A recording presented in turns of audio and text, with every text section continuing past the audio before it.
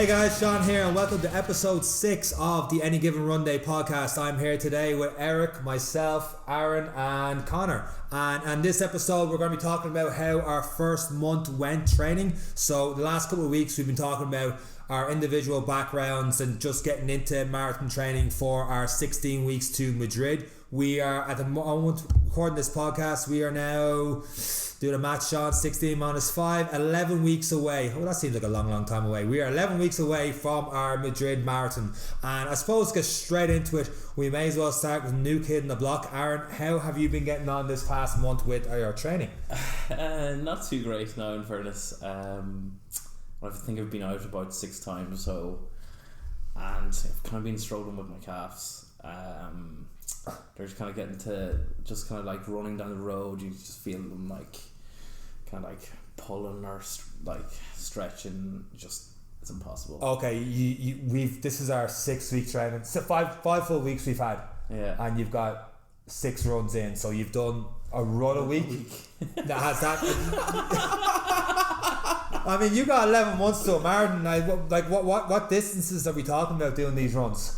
Because your first one was a 5k, you did that really, in fantasy, it was one of those stormy nights, and I copped out of the run. I was like, it was way too windy and stuff. I got home late on the Tuesday, I'm like, I'm not doing it. And I looked down on the phone, and I saw Aron's had his first post on the Instagram. You downloaded the app, because you're not on Instagram yourself, and you finally got your first 5k in straight. How was that first 5k? It was actually okay. It wasn't too bad. Just really long. Did you keep a slow pace all the way through? Did you stop at start? Because no, I never stopped and started. Just kept going. You kept going. I think it's harder actually nearly to just, if I stop for like 30 seconds, God help me getting off the line again after that. Okay, that's interesting because for example, if you're doing a couch to 5k program, a lot of things would be you would go for 30 seconds, stop for 30 seconds, that kind of thing will be week 1, and then you might do on a Wednesday, you might go slower but a bit longer and kind of mix and match. Do you think because you went all out 5k your first one, that's the reason your calves are bothering you? Yeah, I think it was a bad idea starting off from 0 to 100. Well, 0 to whatever, 5% straight away. Yeah, well, I mean, the second episode we had, your goal was to get the 5k in 2 weeks, and then you went from get the 5k in 2 weeks to get the 5k in these next 30-40 minutes on your first run. So you got a lot in. Fair play for getting a lot in, but I suppose looking back in the first month, what would you have changed? Probably should have started off slower, maybe tried build the leg strength up a bit or something like that, and maybe actually do more stretches. Okay. I haven't been doing much stretches over the last, say, 2 weeks. I've been starting to get the foam roller out, and it was excruciating. Touch the foam roller and away you go. What kind of runners you went? Did you look into that, or you just whatever was on your feet you went with it? I started off whatever I had upstairs, and then I actually bought a new pair of runners. Did you? I bought a new pair of On runners. So influencer. Hashtag sponsored post. On runners. What's On runners? I've never heard of it. I think I'm gonna say Swiss brand. Yeah, they're a Swiss brand. They're the ones I started using for the marathon last year. But I put up a post about runners, and if you're buying them, I've no preference. I'll wear whatever is there, but it's what suits your feet, and that's the On runners suit my ankles. They give me great stability. I have a lot. I think it's my left ankle. When I'm running, the certain runners falls so much over to one side, and it's weird when you see it on a video. And then say you're gonna do that for whatever amount of 1,000 steps a marathon is gonna be. So it just depends. But then I have a new Asics pair as well to do it. But the On runners are good. They're really light actually. How'd you find them? Yeah, they're actually incredibly light. They're weigh nothing at all. But the only reason why I got them was pretty much because they look class. They look class. So you never got your feet checked there, anything like that. You just went, these look class. I was like, I seen a few people wear them. I seen that they were I seen a few people in the Ironmans or whatever it was. A few people running online on YouTube. Was Eric one of them? No. Yeah, you're into stuff. You're the fastest out of the 4 of us, so he went after you. He won't give me the credit. Oh God, no! Wouldn't take advice from you. Seen them online, was like, all right, grand to get these for Christmas, and just got them. I was like, happy days. It's funny that you got them for that, and your calves bother you because the runners I have are the Hoka 1-1s. And the reason I had my gait analysis, so basically they record your feet when you run up and down, and they're like, your calves are tight, and I'm like, I know. And so they give me different exercises and stuff for my calves, and then they brought out 3 different pairs of runners. I'm like, these Hoka ones fit good, and they're actually like, well, believe it or not, they're actually the cheapest ones out of the 3, but they're probably the best for your feet because they're like rowing boats. The way you kind of like, you land your by your feet, you kind of row like that, so your heel is higher in the runner than what it would normally be. So basically, if you heel strike, you're not stretching the calf. So it encourages you basically to run on your toes, is it? No, you're still running the ball your feet, but the way you kind of roll through it, it kind of gives you an extra little push. And it's great because some runners are very flat-footed, getting closer to barefoot running. Like some people would say barefoot running is the best way to run. Like your man Christopher McDougall, he did Born to Run. That's right, yeah. And it's just more natural. But the way I'd argue is if I went barefoot, I would wreck my calves straight away, because I've had the last 30 odd years of just tight calves, not doing the right things in the gym, too much bench pressing and not enough calf raises, and getting through that full range of motion. Skipping leg day everywhere. Skipping leg day, to be totally honest with you. Like, I was only having this conversation with someone recently. It was like, well, 10, 15 years ago you went out, you got away with the baggy jeans and stuff. Now you're all wearing tight jeans and night out. I'd be crucified. So I didn't really spend too much time working on leg day. But yeah, because my calves were tight, that they recommended those runners, and I haven't had a serious calf injury since. I used to be really bad, especially the first time doing a marathon. My calves were pretty bad. So yeah, so fair play on your on runners. You've taught me a thing or two about them. So you've 6 runs in. You ran twice week 1, am I right in saying that? Yeah. Oh, was both 5Ks? I think it was 3 times week 1 actually. Yeah, they're all 3 5Ks. You doing the maths there? You can do the maths on that one. Yeah, get the advocates out there. What happened there now? 3, and then we've 4 weeks where we did 3 runs in total. I think in the last 2 weeks, I think from tomorrow I've only done 1 run. But to be fair, like you mentioned that which is actually per, like, in fairness. You mentioned you were sick though, and there's a couple of things that happened that kind of put you off your schedule a little bit. So, I suppose not to give you an out, but to try and be fair, life is going to get in the way of all our training plans. Eric was sick at one point in time as well.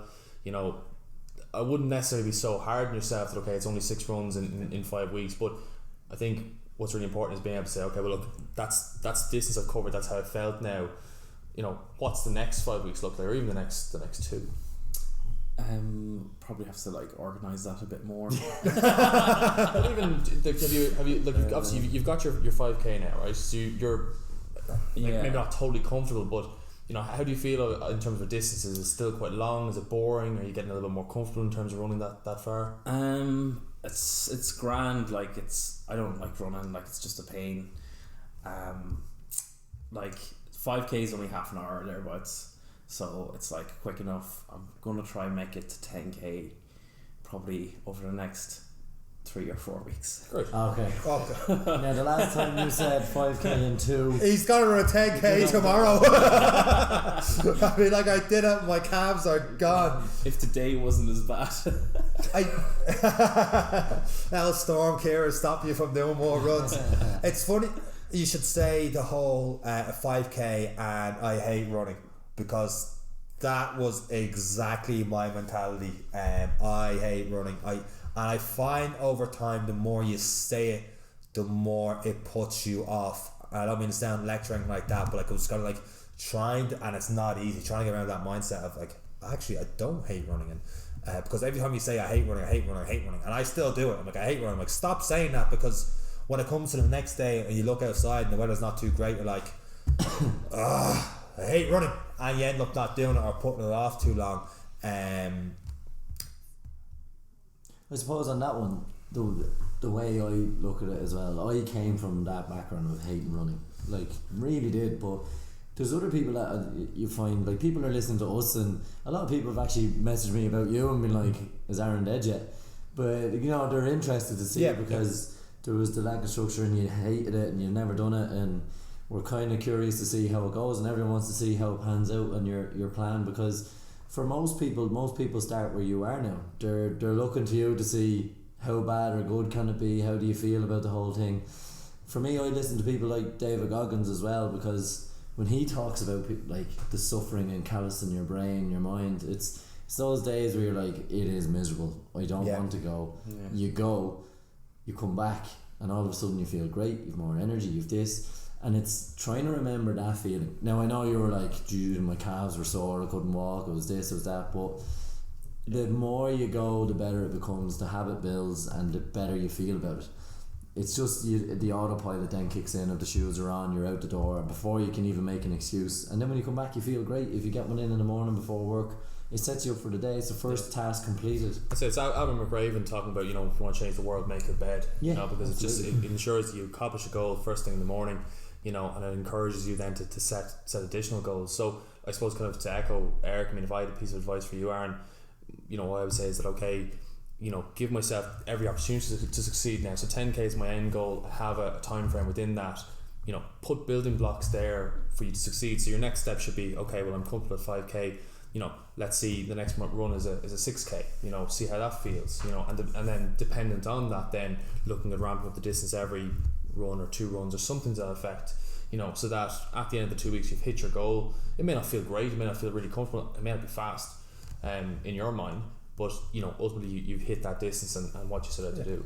And every run doesn't have to be, I did 6k today, the next one has to be 7k, the next one has to be, you can always break that. Like Eric, you're talking about a lot of like, one, you go for a long run, and then sometimes you do like a 5k or something. You might even do like a 2k, and then you might take a break and then do another 2k later on that day. Like, that's the hardest thing about the heart rate training, is letting your ego go in terms of distance. There was a day I went and it had to be a 20-minute run, and it was only 3k because heart rate was up, sickness, the whole lot. And it's hard to watch you regressing in terms of getting like worse in terms of distance you're covering for the same time. So the marathon is a distance that just has to be ran, and a time is a thing that just happens when you do it. So when you're training, you can get sucked into so-and-so runs a 5k in 20 minutes, so-and-so's after doing a 10k. Even yourself, Conor, you ran a 10k one of the days, really impressive time of 4:40 something for the 10k on average. I was like, oh. A bit of competition. I know what it's supposed to do. I ran the Sunday after that, and I was like, right, I started out of the gates, I got 3k. I was going to the 4, I think I put up the distance, I put up like a 4:30 pace, something like that, something ridiculous for the first k. I was 4:20 and I went 4:40, and then because I ran so fast for the first 2k seniors, and Eagle got in front of me, I was like, the next 4 or 5k was just stitches in bits, and my time started going down and down and down in terms of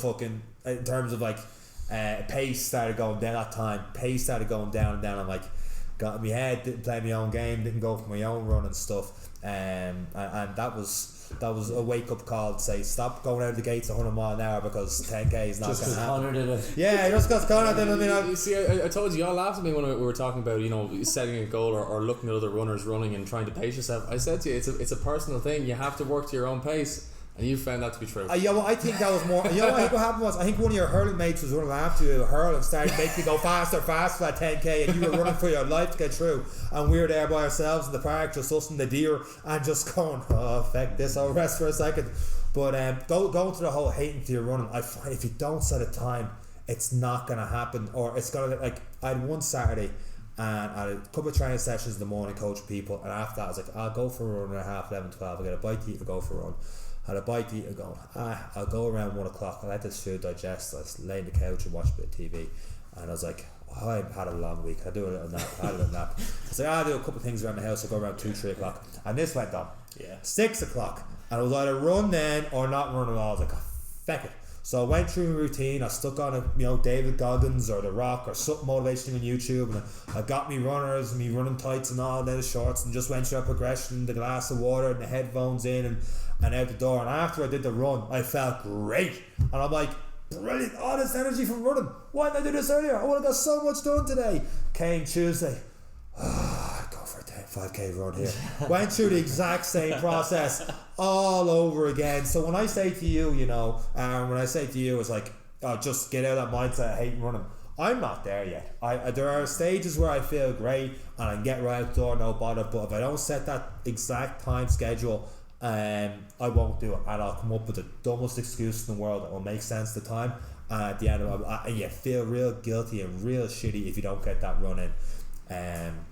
If people are out there, I know people are like, I don't have time because lunch hours, sometimes my lunch hours can be taken up with meetings, sometimes after work I have to stay back late and I'm not getting back till 8 o'clock and I have to have my dinner, and then it's been a long week, and then look, we'll leave it, we'll pick it up tomorrow. And that's why I find a lot of people I've been talking to and people I get advice from, a lot of them train in the mornings, even though it is harder to get up at 6 to get that 45-minute run in. But when you start to see that morning time as your protected time, no one else is awake at that hour, no one's trying to text you, ring you, call you, nothing has changed. The morning is still yours. It might be miserable and dark, and that is the hardest bit at the minute. So when I'm getting up for my indoor, I do my indoor cycles in the morning, no one can touch that, so at least that has happened and you're set up for the day. You really are. And it's I suppose that's one of the best advices I have for people with busy schedules, is the quicker, like you said, putting it off all day, everything goes ahead of it. I imagine because of that you probably appreciate it a little bit more. It becomes almost like your personal space. That's your time. Yeah. And there's no distraction. Bar putting a post on the Instagram of the bike or whatever, or thinking about, I have to do another run this evening, I'll probably get a swim in as well. And apart from planning my day, and you become more efficient in your day then. And that's the beauty I found about getting the training in early, is like you've already thought through your day. The day isn't ahead of you, you're already ahead of the day. You've things worked out, and I'll get that done this time.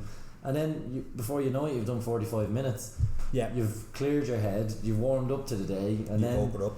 You've got your exercise done, so no matter what happens, you're relaxed about it because it's not in the back of your head. And being sick for the last week and a half, I've missed, I would say, a lot of runs, a lot of swims. Probably one a day is where I am in the training, and it's hard to watch them go past. And I can't go. I have to rest because I'll miss another 3 if I don't. Yeah. And that is really frustrating. And it's just like missing a run or knowing you have a marathon coming. It just sits in the back of your head. So getting that good early start, I find, can really help you. And then all of a sudden it's 6 o'clock and you've nothing on. You're like, I might do something else. Yeah. And that's when you start to see the big progression in your fitness. That's when you start to see weight loss. That's when you start to see all the other things, that the byproduct of what people want out of a training session, and the operation transformations and changing their lives. And like you can see with us, there's a stark difference in Conor's fitness after coming on. Yep. Aron is getting there, but you've made the first steps. 6 runs. You went out, you did it. You've done 6 runs more than you did in the entire of 2019. Yeah. And that's, you don't look at that lightly. It's a big step in a positive direction in your life, and you're gonna see a bigger difference now, because we are 11 weeks out. The pressure's coming, and you have that feeling in the back of your head, and you've learned your lessons, I suppose. And hopefully people take solace in the fact of what you've done, and they can get on board with what you're doing. And hopefully in the next 4 weeks they can see a difference, and they can go, he really struggled, and he changed this little thing and that little thing, and it's relatable. No one plans to do anything else at 6 o'clock in the morning. You're not missing out on anything in life if you're training at 6 o'clock in the morning. But when you get into that routine, like week 4 of the challenge, I was in that zone. Like I was in the middle of new job, moving house and all the rest. And I was literally like, how do I get this run in? It was like, I can't. It was like, how? And the getting the moving van, I found, was pretty much, if I mapped it right, was 5k away from the apartment. I was like, I'm going to run down and get that van. I even texted him. I was like, oh yeah. I was like, you going to leave your car here? I'm like, no, I'm going to run down. I was like, you're an idiot. I was like, no, but I was in that zone. And then what took me out of that zone was then staying up on Sunday night watching the damn football. And my 49ers breaking my heart, and I had to get that reference in this episode of the podcast. But not mention that again. But that messed me up, because it was up 3-4 o'clock in the morning. I didn't get me early morning start on the Monday, and I got me running Monday night, and now I was flat out busy this week. But had I started the week right on the Monday, I would have found more time with the run in, and that's on me for not doing that and lacking that preparation. I was like, I'll fit the run in, but I never planned when I was going to fit that run in. And I find like late nights now, I'm not sounding like an lad saying this, but like late nights, especially the weekend, I struggle to get that back until Tuesday, Wednesday, and I find out that whole thing is gone. But once, my whole point of that is, the week 4, after 3 weeks of running, I only missed 1 session, and I was in that zone. I was in that zone of running, and once you get there, it's a great feeling, and that's when you can kind of you force yourself through some crappy runs, and you just feel a whole lot better. what we'll do, we'll wrap up this episode of the podcast. More of the story: keep running until you start like running, and 6 a.m.'s not a bad start for that. Then you kind of get used to from there. So hopefully we might see some posts from Aron on how you're going to change it now, and I think if you post now your routine of what you're going to do that week, people are going to get behind what you're doing. It's going to be interesting to see. It'll give you the structure as well to stick with it, because you're putting it out there. I gotta say, I have to talk to at Aron over here and how to use Instagram properly, because he's struggling a little bit today. It took me about 30 minutes to make my first post. Like it was actually longer than my first Before run. we wrap up, this first run he texted me, though, I did a run. I was like, how do I put it up? So I told him step by step how to put it up on Instagram. And a half hour later, I was like 11:15. I was well past my bedtime. I was like checking the Instagram. I don't pull up yet. I don't want to give out to ring like that. I was like, I text him, what's the crack with the Instagram? I'm still working on it. I was like, man, it's a half hour. You're like, actually still working on it. Turns out he was still trying to figure everything out. 30 minutes to up one post. But hey, if you're not used to it. And speaking of Instagram, a lot of people have been sharing our podcast on their Instagram stories. We really do appreciate that, guys. Please keep it going as we continue to spread the word about this Any Given Runday podcast. Keep an eye out on Aron over here and everyone else as we go through these last 10-11 weeks building towards the Madrid Marathon. Thank you very much for listening to this week's episode of the podcast. Lads, anything else to add? All good. No. See you next week. 100%. See you next week.